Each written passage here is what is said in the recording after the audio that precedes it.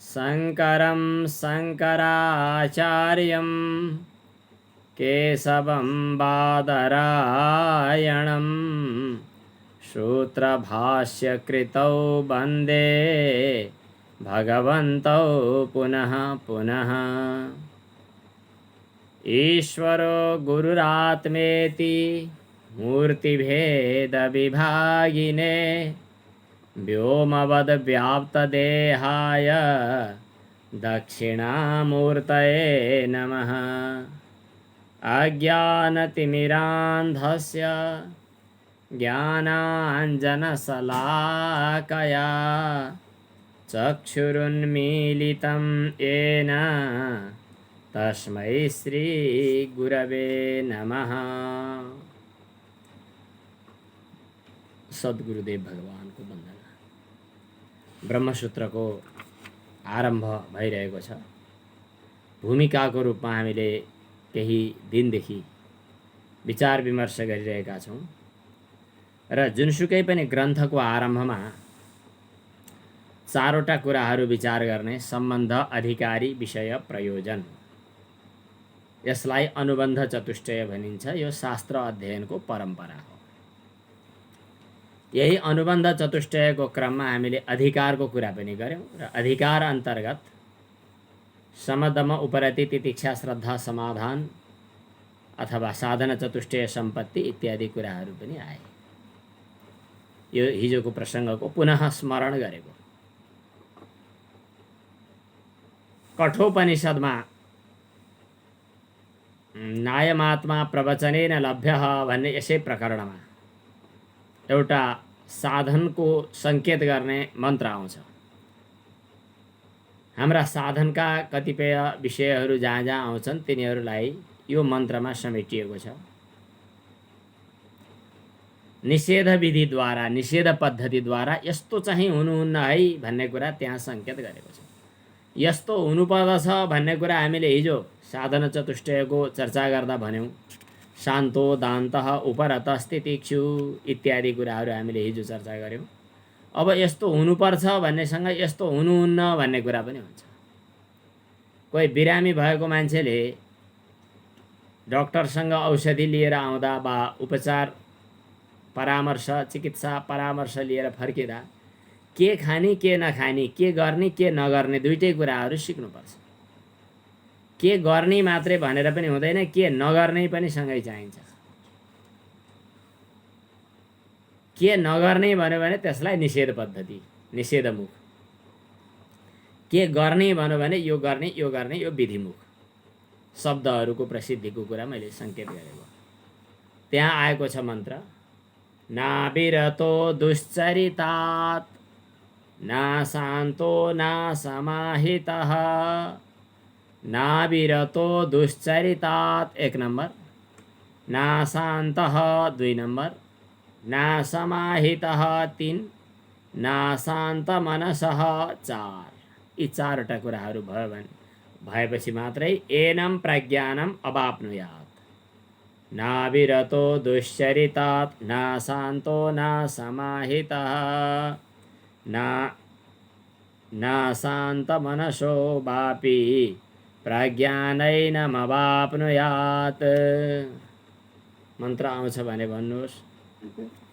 नाविरतो दुश्चरितात् नाशान्तो नासमाहितः नाशान्तमनसो वापि प्रज्ञानेनैनमाप्नुयात्।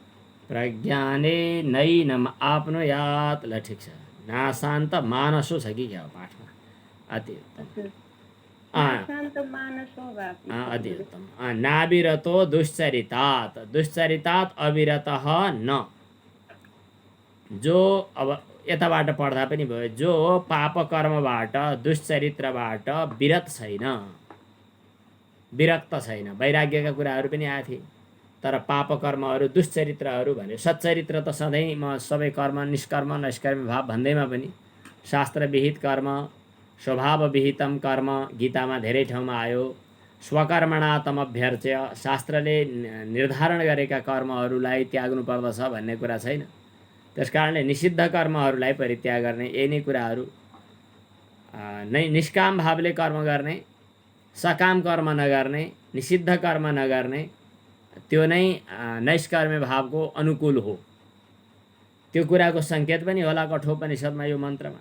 नाविरतः दुश्चरितात्। दुश्चरितात् भनेको पाप कर्मबाट अथवा निषिद्ध कर्मबाट। न अविरतः, यह अविरतः न, जो विरत छैन अर्थात् निवृत्त हुँदैन। पाप कर्म गर्ने होइन भनेर त्यसबाट निवृत्त जो हुन सक्दैन, त्यस्तो व्यक्तिले यो आत्मज्ञान आत्मतत्त्व साक्षात्कार गर्न सक्दैन।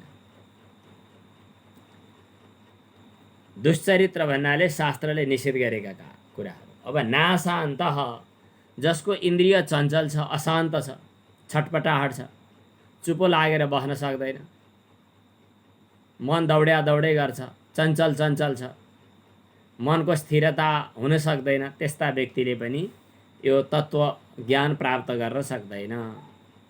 न असमाहितः, जो सावधान छैन, चित्त विक्षेप भइरहने हुनाले जो सावधान पनि छैन, अथवा चित्त विक्षेप नभए समाहित छ भने पनि समाधानको फलको इच्छा भएको कारणले गर्दा अशान्त छ भने त्यो असमाहित नै भयो। असमाहित भनेको जो सावधान छैन।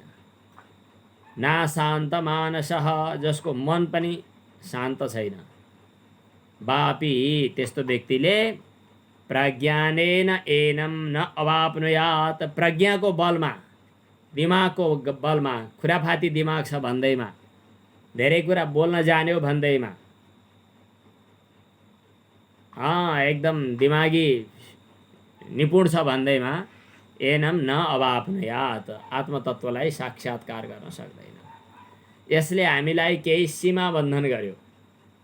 दुश्चरित्रबाट निवृत्त हुनु पर्यो। अर्थात् कतिपय परम्परामा हजुरहरूले सुन्नु पनि भयो होला, ब्रह्मज्ञान प्राप्त गरेपछि केही फरक पर्दैन। कतिपय योगीको रूपमा मैले नेपालमै पनि देखेँ, खाने पिउने कुरामा मतलब छैन। हामी ब्रह्मज्ञानीहरूका लागि यस्ता यी पाप पुण्य सबबाट हामी अतीत छौँ भनेको छ। स्वार्थ भोग गरिराखेको छ, कामुक पनि बनेकै छ, मेरा लागि यसले छुँदैन भनेको छ। अनि खाने बेलामा अभक्ष भक्षण पनि गरेकै छ। कर्तव्य अकर्तव्यको सीमा पनि छैन। हामी जनै टुप्पी शिखा सूत्र सब त्यागिसकेपछि हाम्रो लागि के जे गरे पनि हुन्छ भनेर भन्दा छ। अब कठोपनिषदमा चाहिँ यस्तो खाले सङ्केत भएन। केही न केही मर्यादा, केही न केही सीमाको यहाँ अपेक्षा राखियो। त्यसकारण ब्रह्मविद्यामा म लाग्छु भन्ने चाहना गर्ने व्यक्तिले आफ्नो जीवन पद्धति मर्यादित बनाउनु। हामीलाई हाम्रा गुरु परम्पराबाट जे कुराको उपदेश भएको छ त्यो मैले हजुरहरूलाई सङ्केत गर्नुपर्दछ। यद्यपि मैले भनेकै कुरा मान्नुपर्दछ भन्ने त छैन। फेरि एउटा गुरु परम्पराको एउटा सूत्रलाई समाउने त आफ्नै जिम्मेवारी हो।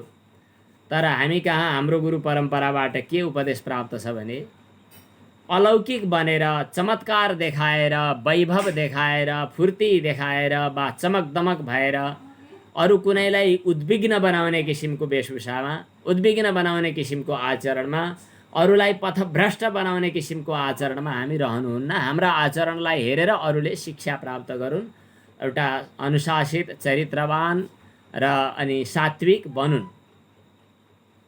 गीताको एउटा श्लोक प्रसिद्ध छ, यस्मात् नोद्विजते लोको लोकान्नोद्विजते च यः। दुनियाँबाट ऊ उद्विग्न पनि नहोस्।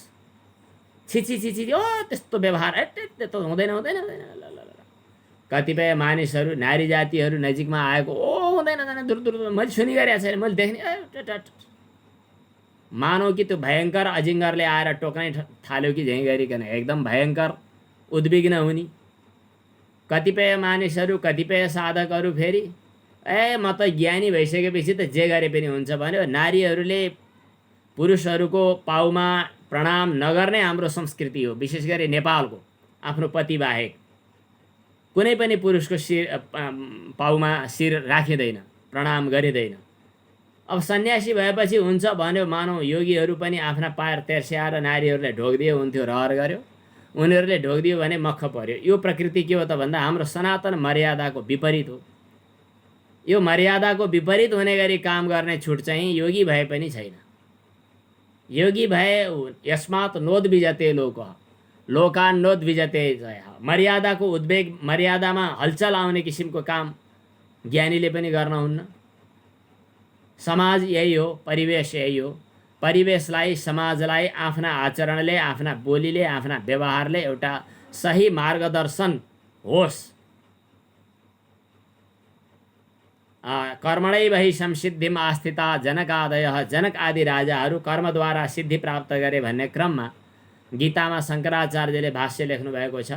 उनी यदि चित्त शुद्ध हुन बाँकी रहेको भए, निष्काम कर्मबाट चित्त शुद्ध भएर ज्ञानी भए, यदि उनीहरू पहिल्यै ज्ञानी थिए भने पनि उनले कर्मद्वारा लोकलाई शिक्षा दिँदै लोकशिक्षार्थ कर्म गरेर उनी मोक्ष प्राप्त गरे भनेको छ।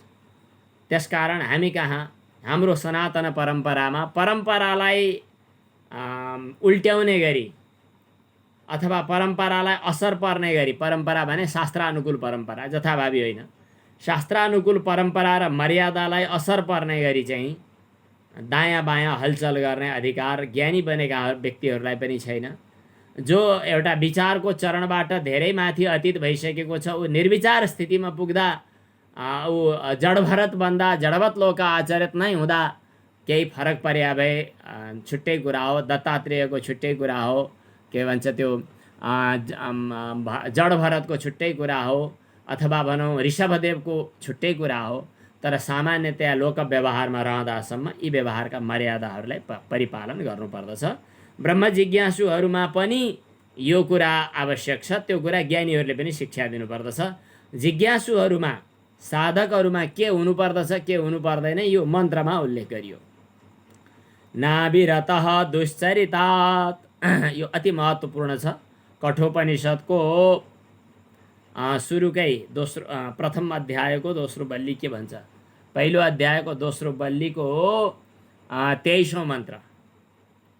दुश्चरित्रबाट, दूषित शास्त्र निषिद्ध चरित्रबाट विरक्त नभई ज्ञान प्राप्त हुँदैन। विरत नभई, निवृत्त नभइकन ज्ञान प्राप्त हुँदैन। नाशान्तः, इन्द्रिय मन चञ्चल भइरहेको, दौडधुप गरिरहने, खुब फुर्ती, आँखा मल्याक मुलुक देखिँदो रहेछ। त्यो कथा वक्ताहरू ओहो महात्मा ठुलो हुनुहुन्छ, उहाँ त ठुलो गुरु हुनुहुन्छ भनेर सबले सम्मान गरिरहेका हुन्छन्।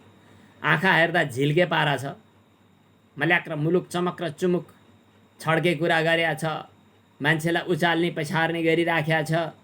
अनि त्यो देखेपछि युवती प्रकृतिका मानिसहरू अथवा युवतीहरू मस्किरहेका छन्, मुस्कुराइरहेका छन्। ऊ ठुलो ज्ञानी भएर नाम कमाइरहेको छ। केही समय पछाडि फेरि थाहा पाइन्छ कि परिस्थिति त अनुकूल थिएन। जे भन्दै थियो त्यो देखाउनका लागि मात्रै भन्दै थियो। दुश्चरित्रबाट शान्त पनि हुनु पर्यो र निवृत्त पनि हुनु पर्यो र शान्त मनोवृत्ति हुनु पर्यो। शान्त मनोवृत्ति हुनुको तात्पर्य के हो? जसको नजिकमा रहँदा अर्को व्यक्तिलाई पनि शान्तिको महसुस होस्। हुन्छ त्यस्तो। चित्त समाहित, सावधान, सम्हालिएको हुनु पर्यो। यस्तै किसिमका शास्त्रीय मर्यादाहरूको पनि परिपालन हाम्रो यो अधिकारको चरणभित्र, अधिकारको सीमाभित्र आउँछ। यस प्रसङ्गमा एउटा मैले सान्दर्भिक कुरा पनि सुनाइहालौँ। कतिपय व्याख्याताहरू, प्रवक्ताहरू, चर्चित प्रवक्ताहरूले पनि के भन्न रुचाउँछन्? मुक्ति भनेको सम्पूर्ण बन्धन तोड्नु हो। चाहे त्यो संस्कारको, चाहे त्यो संस्कृतिको, चाहे त्यो तिम्रो परिवेशको, यी सब बन्धनबाट तिमी मुक्त हौ। तिम्रा हातमा हतकडी लगाइएका छन्। तिम्रा त्यो संस्कारको नाममा, धर्मको नाममा, रीतिरिवाजको नाममा, परम्पराको नाममा सब हतकडी तोडेर तिमी अगाडि बढ। जबसम्म बन्धनमा बाँधिन्छौ, जबसम्म चार दिवारीभित्र सीमित हुन्छौ, तबसम्म तिम्रो मुक्ति कहाँ? मुक्ति भनेको पूर्ण स्वतन्त्रता। एउटा यो प्रसङ्ग छ। यो कुरा सुन्यो भने पनि चित्त बुझ्छ, वाह कुरो त ठिक हो जस्तो लाग्छ। अब एउटा अर्को कुरा सुन्यौँ हामी, होइन मर्यादाको पालन गर्नुपर्दछ, सीमामा रहनु पर्दछ, यो कुरा सुन्यो भने पनि चित्त बुझ्छ। अब यी दुईटैको तात्पर्य के हो? गलत दुईटैले भनेका छैनन्। अहिले चर्चित वक्ताहरूका प्रवचनहरू सुन्नुभयो भने यी दुवै धाराहरू पाइन्छन्। अब यसलाई मैले आफ्नो एउटा शास्त्र वचनको मर्यादाको यो हो नै तात्पर्य हो भन्ने कुरा आफूले निर्णय गरेको के भन्छु भने लक्ष्य प्राप्त गर्नु छ, लक्ष्य हाम्रो पर छ, गोठमा बाँधिएर मात्रै पनि हुँदैन। लक्ष्यको लागि बन्धन तोड्नु पर्दछ, यो पनि ठिक हो, तर बन्धन तोडेर छाडा हिँड्नु हुँदैन। लक्ष्यको निश्चित मापदण्डका अगाडि हिँड्नु पर्दछ, जानु पर्दछ पूर्वतिर। म त भर्खरै बन्धनबाट मुक्त भएको भनेर बधुवा के भैँसीको बच्चा के भन्छन् त्यसलाई, बुरुक बुरुक उफ्रिएर घुँडा भाँचिएर लडे जस्तै गरी लड्नु पनि हुँदैन। एउटा मर्यादाभित्र तर पूर्ण मुक्ति, पूर्ण स्वतन्त्रताको पनि अनुभूति, यो दुईटै कुराको सन्तुलित मार्गदर्शन योग्य सद्गुरुबाट, चाहे उपदेशले चाहे मुखले उपदेश नगरिकन पनि मर्यादाले हामीले शिक्षा लिनुपर्दछ। दुईटै कुराको महत्त्व छ। महावीर अब हामीले यिनी षट्सम्पत्ति अन्तर्गत समदम उपरति तितिक्षा श्रद्धा समाधान यिनीहरूको कुरा गरिरहेका थियौँ। यिनै कुराहरूलाई हामीले आफ्नो जीवनमा, आफ्नो जीवनको उसमा, जस्तै अहिले उदाहरणको लागि कुरा गरौँ, हाम्रा खानपिनहरूमा शुद्धि छ कि छैन? खानपिनमा भनेको एकदम तामस भोजन, राजस भोजन, हिंसाजन्य भोजन हामी भोजन गर्ने गरेका छौँ भने यो कुरा त भन्नै पर्दछ। सुनाउन पाएँ भन्दैमा सुनाएर हुँदैन। आफ्नो आहार शुद्धि भएको छैन भने चित्त शुद्धि हुँदैन। त्यस कारणले खानपिनमा शुद्धि त चाहियो। आहार शुद्धौ सत्वशुद्धि, सत्वशुद्धौ ध्रुवा स्मृति। चित्तको एकाग्रता नभई यो ब्रह्मविद्या सुन्नुको अर्थ छैन। चित्तको एकाग्रता मात्रै होइन, निर्मलता पनि चाहिन्छ। निश्चलता र निर्मलता दुईटै विशेषताहरू चित्तमा आवश्यक छन्। सदाचारले निर्मलता ल्याउँछ, उपासनाले निश्चलता ल्याउँछ। उपासना अर्थात् इष्टदेवताको ध्यान, उपासना अर्थात् चित्तको एकाग्रताको अभ्यास, त्यसले चित्तलाई एकाग्र बनाउँछ। अनि सच्चरित्र, सदाचार, सत्कर्मले चाहिँ चित्तलाई निर्मल बनाउँछ। ऐनामा अनुहार हेर्नका लागि ऐना ढलपल गरेको पनि हुनु हुँदैन र ऐना मलिनो पनि हुनु हुँदैन। ऐना निर्मल हुनु भने जस्तै हाम्रो चित्त निर्मल हुनु, निर्मल हुनका लागि, मलदोष हटाउनका लागि निष्काम कर्म, शास्त्रविहित कर्म आवश्यक छ। निर्मल हुनका लागि, मलदोष हटाउनका लागि। चित्तमा दुई किसिमका दोषहरू छन्, एउटा मलदोष, एउटा विक्षेप दोष। मल र विक्षेप भन्छन्।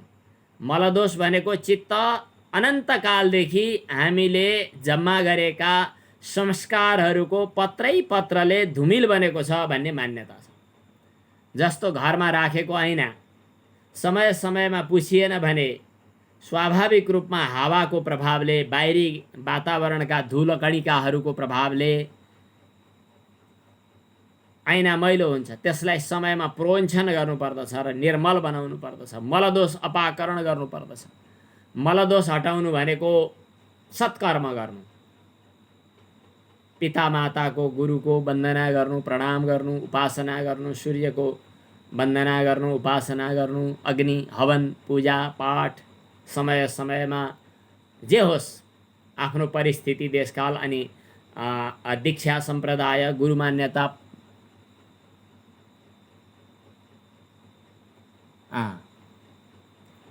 मान्यता जति जे छ त्यसलाई पालन गर्ने। त्यसले के गर्दछ त? चित्तलाई एकाग्र बनाउँदछ। दुश्चरित्रबाट, निषिद्ध चरित्रबाट निवृत्त नभइकन, पापाचरणमा आसक्त भइकन उसमा चित्तको एकाग्रता हुन सक्दैन। अब पापाचरण भनेको के हो, दुश्चरित्र भनेको के हो, सच्चरित्र भनेको के हो, यस विषयमा यही नै सच्चरित्र हो र यही नै दुश्चरित्र हो भनेर एउटै किसिमको सीमा रेखा कोरिएको हुँदैन। हरेक व्यक्तिका लागि ऊ कुन अवस्थामा छ, कुन समयमा छ, कुन परिवेशमा छ, तदनुकूल उसको लागि सदाचारको चाहिँ एउटा मर्यादा हुन्छ। त्यो हो नाविरतो दुश्चरिता। जस्तै उदाहरणको लागि ब्रह्मचारी वानप्रस्थ र सन्यासी, विशेष गरी ब्रह्मचर्य व्रतमा रहेको वानप्रस्थ र सन्यासीहरूका लागि विषय भोग पाप हो। विषय भोग स्त्री पुरुष संसर्ग भेटघाट पाप हो। गृहस्थहरूका लागि मर्यादाभित्र रहेर शास्त्रोक्त नियमअनुसार विषय भोग गर्नु उसको लागि कर्तव्य पनि हो। एउटा चाहिँ पाप जुन कुरा हुन्छ त्यही कर्तव्य पनि हुन्छ। अर्जुन युद्धभूमिमा लड्न तयार थिए, त्यसकारण हतियार उठाउनु उनको लागि कर्तव्य हो। अर्को कुनै योगी साधकले हतियार उठाएर मान्छे मार्दै हिँड्नु उसको लागि पाप हो। डाक्टरले खुकुरी हातमा अनि छुरी हातमा लिएर कुनै व्यक्तिको भुँडी चिर्नु उसको लागि पुण्य हो, कर्तव्य हो, किनभने ऊ रोग निको पार्ने उद्देश्यले त्यो कार्यमा नियुक्त छ। अर्को व्यक्तिले कसैको भुँडी चिरेर पैसा लिनु उसको डकैती हो, दुष्टता हो। हरेक व्यक्तिहरूका लागि छुट्टा छुट्टै हुने भएको हुनाले स्वे स्वे कर्मण्यभिरतः, आफ्नो कर्ममा निरत रहनु, स्वकर्मणा तमभ्यर्च्य, आफ्ना आफ्ना कर्महरूले भगवानको आराधना गर्नु, स्वभाव विहितम कर्म, आफ्नो स्वभाव बमोजिमका कर्महरूको आचरण गर्नु। त्यसका निमित्त वर्णाश्रम धर्मका समय परिस्थिति परिवेशका छुट्टा छुट्टै सिद्धान्त हुने भएको हुनाले एउटै हुन्छ मर्यादा भन्ने हुँदैन। जो होस् जे होस्, आफ्नो लागि शास्त्रले तोकेको मर्यादाको परिपालन गर्ने व्यक्ति नै ब्रह्म विचारको पनि अधिकारी हुन्छ, ब्रह्म विद्याको अधिकारी हुन्छ। यहाँ नाविरतो दुश्चरितात्, यो दुश्चरित्रबाट विरत हुनुको मतलब के हो त? मलदोष निवृत्त हुनु। मलदोष अर्थात् पाप, मलदोष अर्थात् पाप बुद्धि, पाप वासना, पाप संस्कार। नीतिशास्त्रमा एउटा श्लोक छ, पाप कर्ममा प्रवृत्त भएको व्यक्तिले जे कमाइ गर्दछ त्यसबाट पनि पापै गर्न मन लाग्छ। पाप गरेर कमाइएको खाना खायो भने, कमाइएको पैसाबाट खाना खायो भने अनि पापैमा बुद्धि लाग्छ। पुण्य कर्म गरेर अर्जन गरेको बरु त्यो कम किन नहोस्, पुण्य कर्म गरेर चोखो धन खर्च गरेर कमाइएको वस्तुले पेट पूर्ण गरेको छ भने त्यसको मनोवृत्ति पनि त्यस्तै कर्ममा लाग्छ। हिंसाजन्य वस्तुहरू खाने बानी गरेको व्यक्ति छ भने त्यो हिंसा गर्दा जो पीडित भइरहेको छ त्यो प्राणीको पीडा, त्यो प्राणीको मनभित्रको छटपटाहट, जसलाई अचेल चम्चाले उचालेर कहाँ पुर्याउँछन्, काँटावाला चम्चाले, त्यो मांस तयार हुने बेला, हिंसा गर्ने बेला, त्यो प्राणीलाई जुन पीडा भएको थियो त्यसको गर्दनमा खुकुरी चलाउने बेला त्यो पीडाको, त्यो तडपाहटको, त्यो छटपटाहटको संस्कार त्यो भोजनमा बसेको हुन्छ। त्यो भोजन खाएर शरीरको हुनसक्छ मासु पिँडोला अथवा भनौँ यो बडी बिल्डर बन्ला, मोटो बन्ला शरीर, तर मनोवृत्तिमा त्यो पीडाको संस्कार गोप्य रूपमा रहेको हुन्छ भन्ने छ।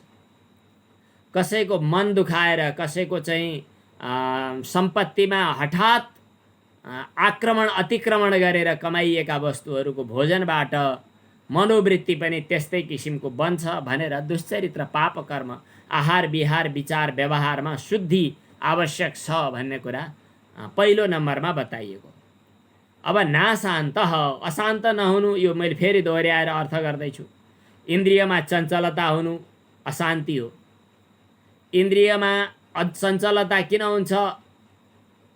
दुईटा कुरा, जन्मान्तरको संस्कार त के भनौँ, विकार वासना भनौँ, अनि वासनासँगै विषय भोगको आसक्ति, अनि भोग प्राप्त गर्दाखेरि झन् बढी आसक्त हुनु र प्राप्त नहुँदा क्रोध हुनु। यी काम क्रोधादि विकारहरू जब बढी हुन्छन् अनि त्यसपछि मन चाहिँ बढी हलचल गर्दछ। त्यसैले दृष्टान्त दिने बेला, अलि साहित्यिक प्रयोग गर्ने बेला शास्त्रमा राग द्वेषहरूलाई गोहीको रूपमा अनि मनलाई एउटा समुद्रको रूपमा अथवा जलाशयको रूपमा बताइएको छ। यो जलाशय यदि राग द्वेष रूपी गोहीहरू छटपटाएका छैनन् भने सङ्लो हुन्छ। त्यहाँ राग द्वेष रूपी गोहीहरू जति छटपट गर्दछन् त्यति त्यो पानी धमिलो हुन्छ, अर्थात् मन चाहिँ मलिन बन्दछ।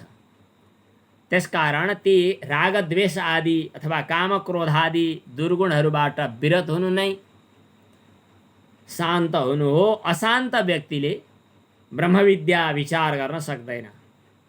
यति नगरी त भएको छैन, यो नगरी भएको छैन भनेर जब छटपटाहट खटपट, र हजुरहरूलाई पनि म व्यक्तिगत रूपमा हजुरलाई भन्छु, जस सबैले आफ्नो सम्झेर मम भन्दा भयो कि कुनै व्यक्तिप्रति स्वभावतः राग, स्वभावतः द्वेष, द्वेष माने खत्तम छ, त्यसलाई त यसले सतायो भनेर कुनै व्यक्तिप्रति हृदयदेखि नै यदि द्वेष बनेको छ भने, यदि कुनै व्यक्तिप्रति मनमा बढी आसक्ति, चाहे त्यो के फिल्मको हिरो किन नहोस्, चाहे त्यो कुनै एक्टर अभिनेता किन नहोस् वा नेता किन नहोस्, राम्रो व्यक्ति होस् कि आफ्नो परिवारभित्रको होस् कि बाहिरको होस् कि, कुनै व्यक्तिप्रतिको दृढतर आसक्ति यदि छ भने त्यसले कामको रूप लिन्छ र त्यसले पनि मनलाई अशान्त बनाउँछ।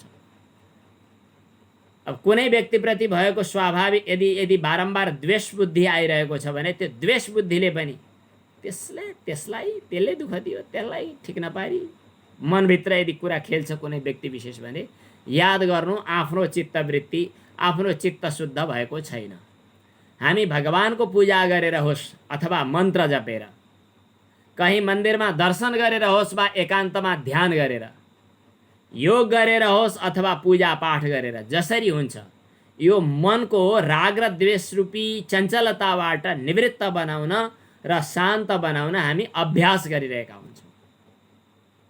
मैले बारम्बार भन्ने गरेको, स्वामी रामानन्दजीले पनि भन्ने गर्नुहुन्थ्यो गुरुदेवले, कि याज्ञवल्क्य स्मृतिको श्लोक, इज्याचार दमा हिंसा दान स्वाध्याय कर्मणाम अयम तु परमो लाभो यद योगेन आत्मदर्शनम। यज्ञ गरे पनि, आचरणका कुरा गरे पनि, इन्द्रिय निग्रह गरे पनि, अहिंसाको कुरा गरे पनि, दान स्वाध्याय जुनसुकैबाट पनि हामीले खोजेको के त भन्दा योग अर्थात् चित्तवृत्तिको एकाग्रताद्वारा आत्मदर्शन भने तत्त्व साक्षात्कार। नाशान्त, अशान्ति हुनु भएन। अशान्त चित्त छ भने अशान्तस्य कुतः सुखम, ऊ पाप बुद्धिमा लागेको छ र फेरि पाप बुद्धिमै ऊ लागिरहन्छ। किन? विषय चिन्तन, विषयप्रतिको आसक्ति, अनि त्यसको फलभोगका लागि पुनर्जन्म, पुनः दरिद्री, पुनरेव पापी, पाप प्रभावात् नरकम प्रयाति। के छ नि एउटा नीतिमा प्रसिद्ध श्लोक, अदत्तदानाच्च भवेत् दरिद्रः दरिद्रभावाच्च करोति पापम, पाप प्रभावात् नरकम प्रयाति, पुनः दरिद्री पुनरेव पापी। ठीक रहेछ है क्या श्लोक? अदत्तदानाच्च भवेत् दरिद्रो, अदत्तदानाच्च भवेत् दरिद्रो। दान नदिने मुठी बटार्ने बानी भएको मान्छे दरिद्र हुन्छ, कन्जुस। अब दरिद्र नै भन्यो। दरिद्र भावाच्च करोति पापम, दरिद्र भएपछि उसले पापै गर्न थाल्छ। दरिद्र भावाच्च करोति पापम, पाप प्रभावात् नरकम प्रयाति, पापको प्रभावले ऊ फेरि नरक जान्छ। पुनः दरिद्री पुनरेव पापी। यस प्रकार चित्त अशान्त भयो भने ऊ पक्कै पनि ब्रह्मविद्यामा अधिकारी हुँदैन। त्यसकारणले नाशान्त। अब अशान्ति केवल लौकिक विषयको रागद्वेष मात्रै होइन। ल भइगयो, यो संसार प्रपञ्च छोड्यौँ, अब देवघाटतिर आयौँ अथवा काशीतिर गयौँ, योगी बन्यौँ, साधक बन्यौँ, सन्यासी बन्यौँ। अब कमण्डलु गुरुजीले दिनुभयो, अनि चिम्टा पनि होला, अनि आसन होला, मृगचर्म होला, अनि गुरुजीले राम नामको उपदेश दिनुभयो, राम राम जप्नु। अब त्यसपछि मनमा राम नाम प्रति आग्रह र आसक्ति भयो। कसैले कृष्ण नाम जप्यो भने त्योसँग चाहिँ रिस उठ्यो, चिम्टा उठाएर ठोकिदिउँ जस्तो लाग्यो। किन? कृष्ण नाम त मेरो गुरुले उपदेश दिनुभएको छैन, किन? मेरो राम ठुलो। अर्को कृष्ण नाम उच्चारण गर्ने व्यक्तिले कृष्ण बाहेक रामलाई मान्छे गन्दैन, मान्छे गन्दैन के र नामै गन्दैन। अब कोही ब्रह्म विचार भन्ने कुरो सुन्यो भने ए छिछि छिछि ब्रह्म विचारको कुरा गर्ने, त्यो त गफै मात्रै हो, काम छैन। हामी त हरे राम हरे कृष्ण यही भन्ने हो। अब त्यहाँनेरि अर्को द्वेष बुद्धि छ। अब कोही चाहिँ फेरि यी हरे राम हरे कृष्ण भन्छौ तिमीहरू चाहिँ ब्रह्म विचार गरेर पो बस्ने हो, तिमी मूर्ख हौ भनेर उतातिरको घृणा बुद्धि गरिरहेको छ। कोही द्वैत परम्परामा दीक्षित भएको हुँ भनेर द्वैत परम्परालाई आफ्नो सर्वस्व ठान्छ, अद्वैतीहरूलाई मानौ कि आफ्ना शत्रु आए कि झैँ गरिकन घृणा गर्छ। अब लो हामी त अद्वैती हौँ, बेट द्वैती भनेका आइए खत्तम भनेर उनीहरूप्रति द्वेष गरिरहेको छ। यस किसिमका हरेक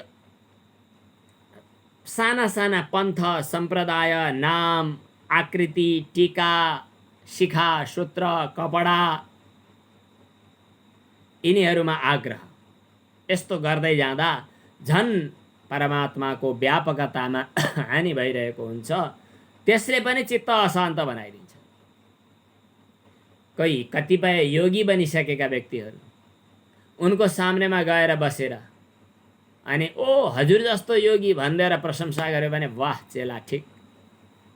अनि त्यस्तो गुरुको नजिकमा गएर याद गर्नु र अनुहार हेर्नु, हुन त त्यो मैले खुसामत गरेको होइन, एउटा उपदेशको लागि मात्रै भने हो। त्यो परको गुरु हुनुहुन्छ नि, पल्लो कुटीमा बस्ने वा पल्लो गुफामा बस्ने, उहाँ त साँच्चै नै मुक्त हुनुहुन्छ जस्तो लाग्यो मलाई। ओहो उहाँ त धेरै नै उच्चतम कोटिको हुनुहुन्छ भनेर त्यो आश्रमको गुरुलाई होइन कि अथवा महात्मालाई होइन कि पल्लो आश्रमको गुरु अथवा पल्लो कुटीको गुरुको सम्बन्धमा खुब प्रशंसा गरिदियो भने अनि गुरुको अथवा त्यो उपदेष्टाको अनुहारमा देखिने रेखाहरूले सङ्केत गर्दछ कि उसको चित्तवृत्ति कतिको शान्त छ र अशान्त छ। परीक्षा गर्नका लागि भने होइन, आफ्नो लागि भने हो। यो अरू कसैका लागि यो मन्त्रको प्रयोग नगर्नु, यो प्रक्रियाको प्रयोग नगर्नु, आफ्नै मनोवृत्तिको अध्ययन गर्नु कि भेदद्री जसको हृदय चित्त शुद्ध भइरहेको छ त्यो अर्काको उचाइ देखेर, अर्काको प्रशंसा देखेर खुसी हुन्छ, अर्काको उन्नति देखेर खुसी हुन्छ, अर्काको प्रशंसा गर्दा ऊ खुसी हुन्छ।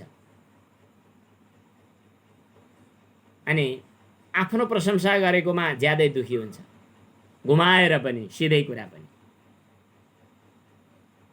आफ्नो प्रशंसा गर्दा अब दुखी नै हुने भनेर विचलितै हुनु त परेन, तर भए पनि यो मेरो लागि भनेको होइन भनेर उसले परै राख्छ, आफूले स्वीकार गर्दैन। जुन तरिकाले होस् बाह्य रूपले आभ्यन्तर रूपले इन्द्रियको माने मानसिकतामा विक्षेप, इन्द्रिय विक्षेप आउनु भएन, इन्द्रिय विक्षेपबाट उत्पन्न भएको अशान्ति हुनु हुँदैन भन्ने कुरा नाशान्त शब्दले सङ्केत गर्यो।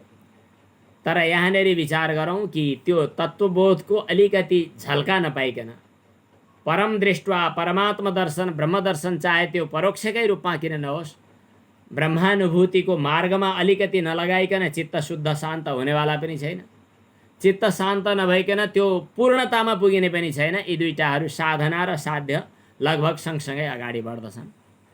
अब समाहित चित्तको कुरा हामीले बताइसकेका छौँ। जसको चित्त समाहित छैन त्यसले ब्रह्मविचार बोध गर्न सक्दैन। चित्तमा विक्षेप दोष हुनु हुँदैन। अघि मलदोषको कुरा गऱ्यौँ, अब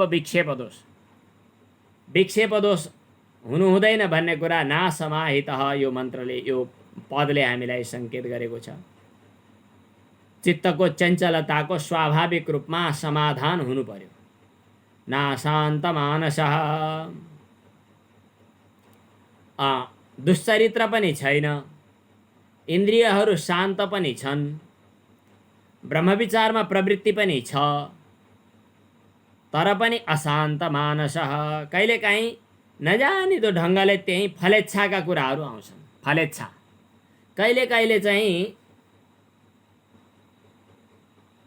समाधि अवस्थामा पुग्दाखेरि समाधि अवस्थामा अनुभव गरिने सुखको अनुभवमा आसक्ति हुन सक्छ रे।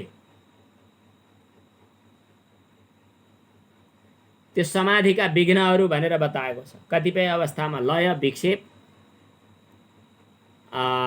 कषाय, रसास्वादन, यी समाधिका विघ्नहरू, योगका विघ्नहरू भनेर योगसूत्रमा व्याधिस्त्यान संशय इत्यादि त्यहाँ आएका छन्। तर वेदान्त परम्परामा चाहिँ लय, विक्षेप, कषाय र रसास्वादन यी चारवटा समाधिका विघ्नहरू, ध्यानका विघ्नहरू भनेर चारवटा कुराहरू बताएको छ। लय, विक्षेप, कषाय र अनि रसास्वादन। लये सम्बोधयेत् चित्तं, लये सम्बोधयेत् चित्तं, विक्षिप्तं समयेत् पुनः, विक्षिप्तं समयेत् पुनः। स कषायं विजानीयात्, स कषायं विजानीयात्, समप्राप्तं न चालयेत्, समप्राप्तं न चालयेत् इत्यादि कतिपय दोषहरूले चित्तलाई फलेच्छाले, फलाशक्तिले, रसास्वादनले वा लय आदिद्वारा कहिले कहिले चाहिँ चित्त सावधान नहुन सक्छ।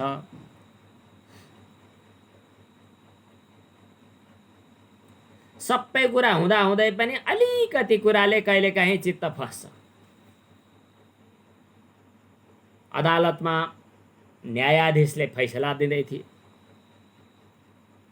न्यायाधीश मतलब त्यो वकिलहरूले बहस गर्ने बेला बहस गर्दै थिए। न्यायाधीशको मनमा ठिक के हो बेठिक के हो थाहा छ। कसले चोरी गरेको हो, कसलाई कति सजाय दिनुपर्ने हो, कानुनको कुन धारामा कति वर्ष सजाय, कति कैद अथवा के निर्णय दिनुपर्ने वा कति मिनाह गर्नुपर्ने भन्ने कुराको स्पष्ट उल्लेख छ, थाहा छ। तर पनि त्यति जान्दा जान्दै पनि श्रीमतीको माइततिरको सम्बन्ध पर्यो भने, नजिकमा घरमा केही वस्तुको आदान प्रदान भयो भने, बा मदिरापान गरेको बाटामा हल्लिरहेको भनेर पक्रेर लिएर आएको व्यक्ति अन्तिममा आफ्नै छोरो रहेछ भन्ने कुरो थाहा पाइयो भने, अब त्यसपछि यो कुरा अदालतको दफा नम्बर यति यति यतिबाट यो कुरा भएको भए तापनि अब मानवताको दृष्टिले अथवा उसको सिद्धान्तको आधारमा सानो उमेरमा रहेको व्यक्तिलाई आजीवन यस्तो निर्णयद्वारा एउटा सधैँका लागि बिग्रिन दिन उचित नहुने ठहर भएकोले फलानु दफा बमोजिम उल्टो पाल्टो अलिकति बङ्ग्याएर त्यसलाई चाहिँ अमुक अमुक व्यक्तिलाई छुट दिने र अमुक अमुक व्यक्तिलाई मात्रै सजाय गर्ने निर्णय गरिन्छ। अब त्यहाँनेरि थोरै केही सकसायम केही गडबड छ है। त्यो के हो त भन्दा नाशान्त मानस, अलिकति पनि सिद्धिको अथवा अलिकति पनि रसास्वादनको लोभले आसक्तिले लक्ष्यबाट विचलित बनाइदिन सक्छ। त्यसकारण यी दोषरहित भएर ब्रह्म विचारमा अग्रसर बन्नु।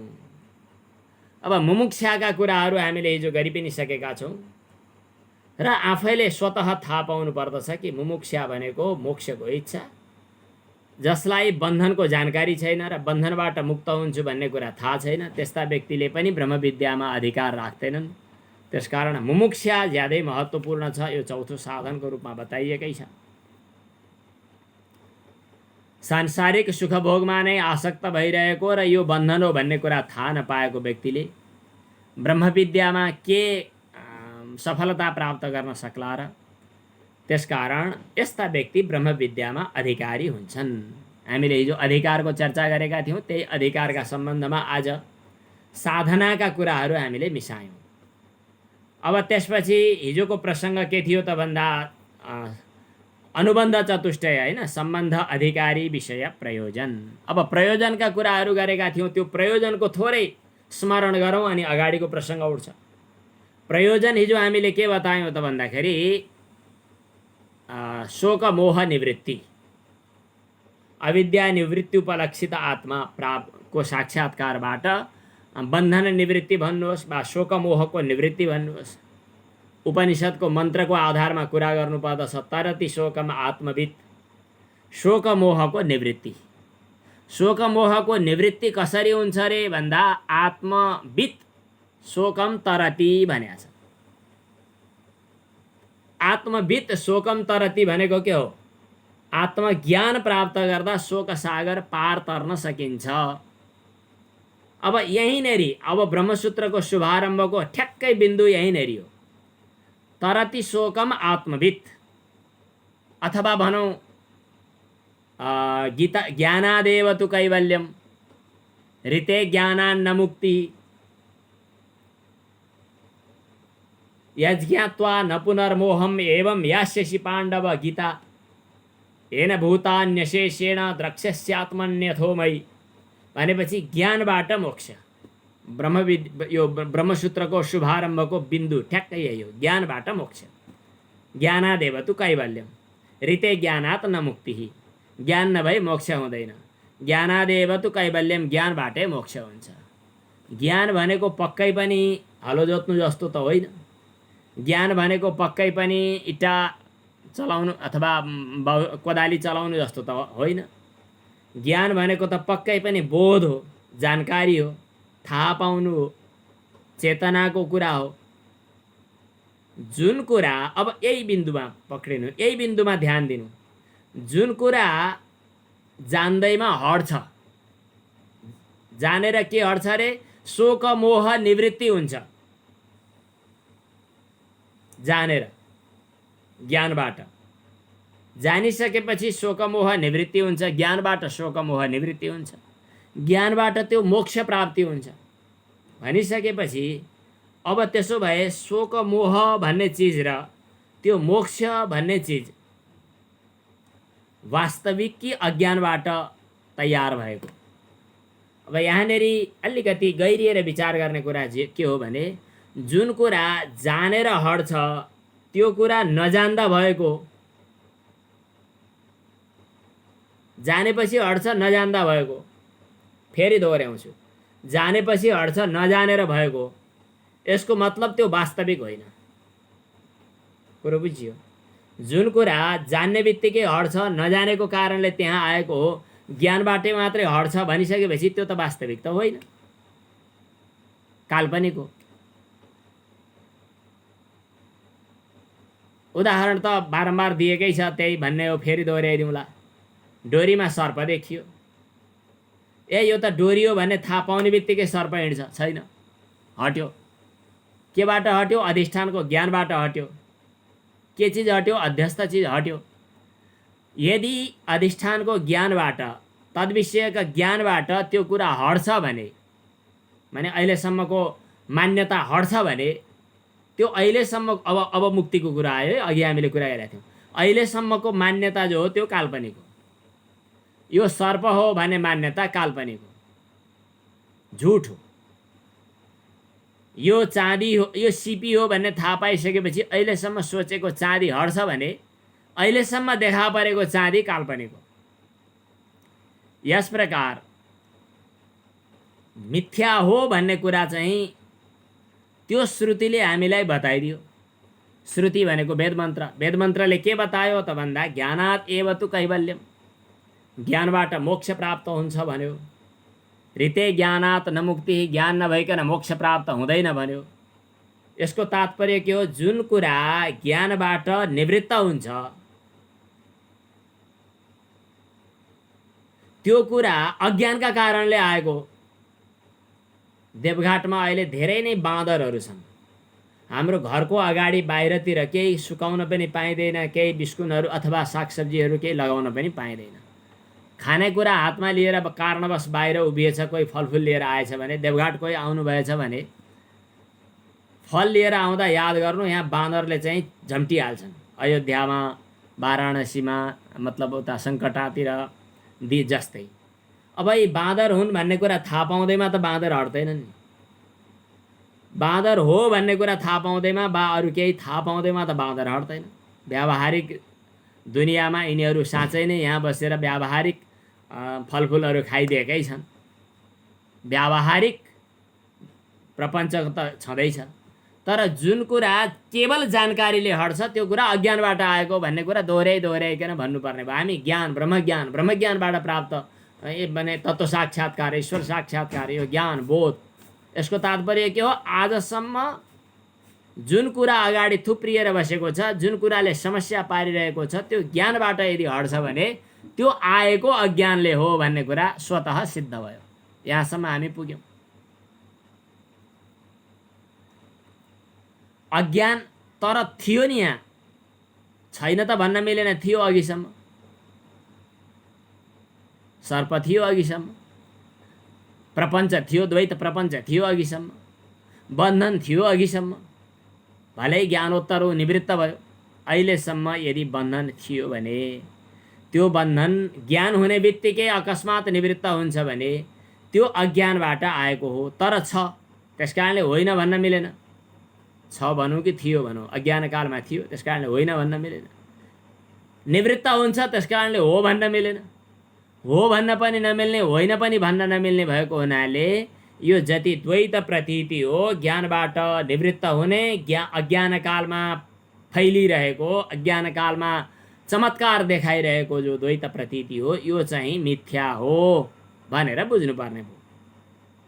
अब बन्धन मिथ्या भयो किनभने ज्ञानबाट बन्धन निवृत्ति हुन्छ। शोकमोह बन्धन निवृत्ति त भनेकै छ।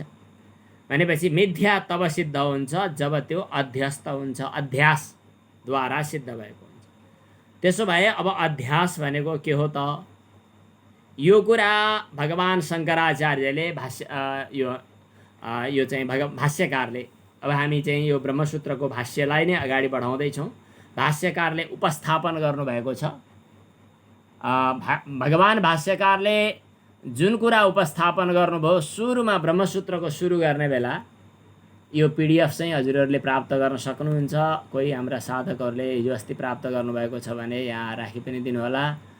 यो सजिलो छ, यसले कुनै पनि अध्यायलाई हामीले टिप्न सक्छौँ। यतापट्टि अध्याय सङ्ख्या छ, म अब कुन अध्यायमा जाने हो भन्यो भने त्यहाँ ठ्याक्क क्लिक गर्दा त्यही अध्यायमा 81 पुग्न सकिने व्यवस्था पनि छ।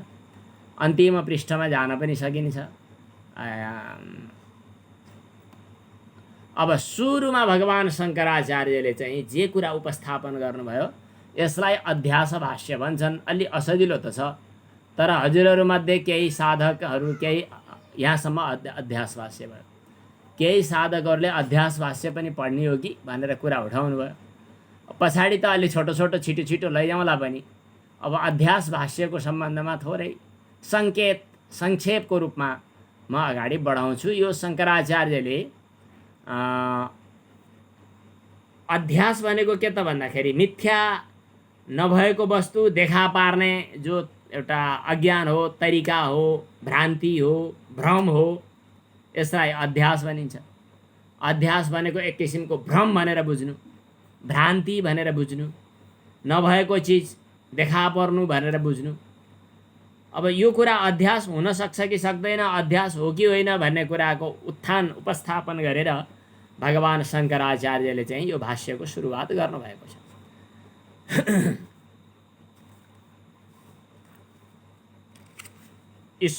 यही कुरा अब यहाँबाट सुरु हुन्छ। युष्मद् अस्मद् प्रत्यय हजुरहरूले पनि यसो बिस्तारै हेर्नु होला। अब शङ्कर भाष्य लगभग 5-6 दिन, कति 5 दिन भइसके। अब सुरुवात नगर्दा अत्यास पनि लाग्ला। बिस्तारै सुरुवात गर्दै अगाडि बढ्ने हो।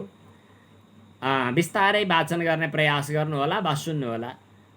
मैले चाहिँ आफ्नै तरिकाले पाठ गर्छु। युष्मद् अस्मद् जोडिया छ नि, युष्मत् अस्मत् प्रत्यय गोचरयोर विषय विषयिणोः तमः प्रकाशवत् विरुद्ध स्वभावयोः इतरेतर भावानुपपत्तौ सिद्धायां तद्धर्माणाम् अपि सुतराम् इतरेतर भावानुपपत्तिः इति अतः अस्मत् प्रत्यय गोचरे विषयिणी चिदात्मके युष्मत् प्रत्यय गोचरस्य विषयस्य तद्धर्माणां च अध्यासः तद्विपर्ययेण विषयिणः तद्धर्माणां च विषय अध्यासः मिथ्या भवितु इति भवितुं युक्तम्।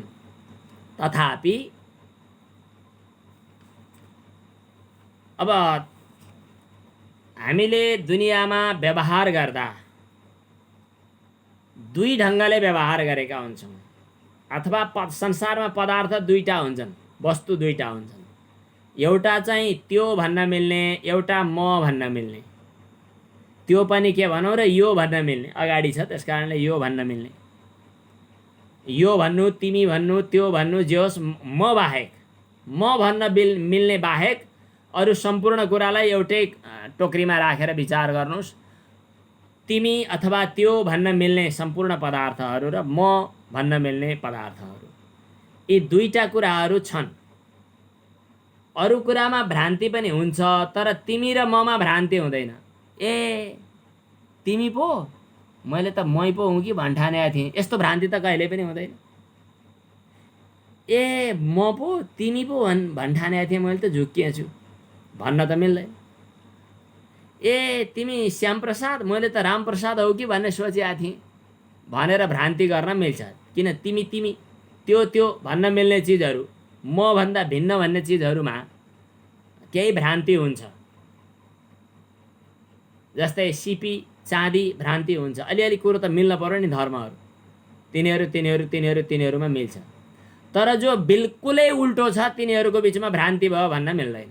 भ्रान्ति भनेको त के, एउटा डोरी थियो सर्प जस्तो लाग्यो, रात्रिको समयमा एउटा ठुटो थियो मान्छे हो कि जस्तो लाग्यो, अथवा प्राणी हो कि जस्तो लाग्यो, छाया हल्लिरहेको थियो केही पशु हो कि जस्तो लाग्यो, बाघै हो कि जस्तो लाग्यो। भ्रान्ति भनेको त त्यस्तै लाग्नु न हो।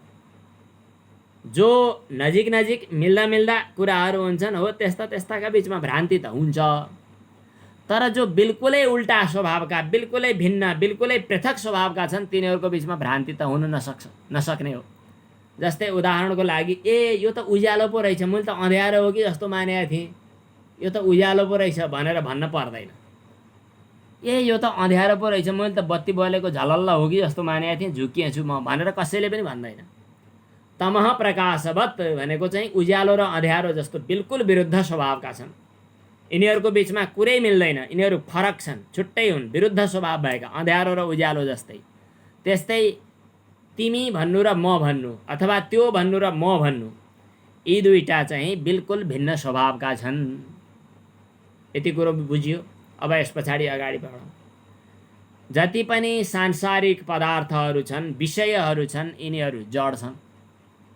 आत्मा जो छ त्यो चेतन छ। आत्मा हो कि विषय हो, जड हो भनेर भ्रान्ति त नहुन पर्ने।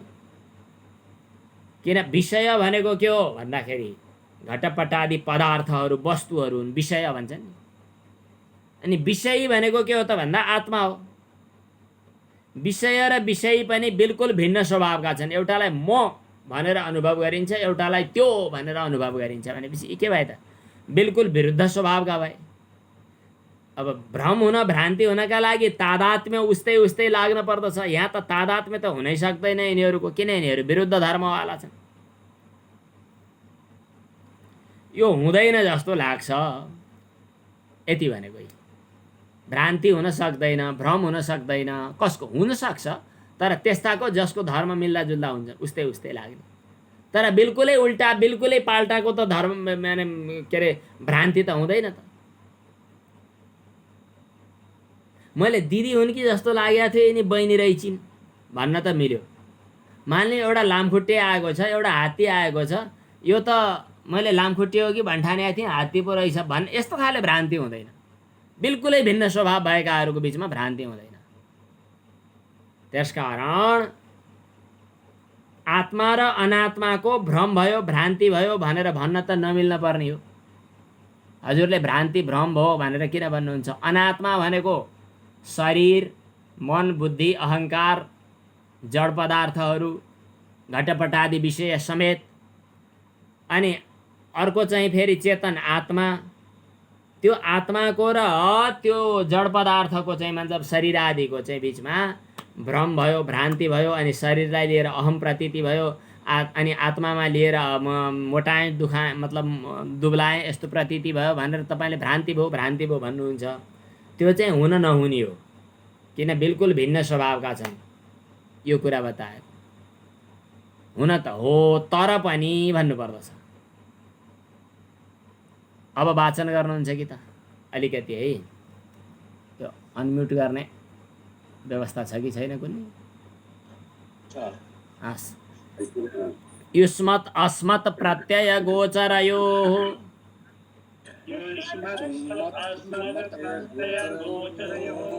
विषय विषयिणोः तमः प्रकाशवत् विरुद्ध स्वभावयोः इतरेतर भावानुपपत्तौ सिद्धायां तद्धर्माणाम् अपि सुतराम् इतरेतर भावानुपपत्तिः।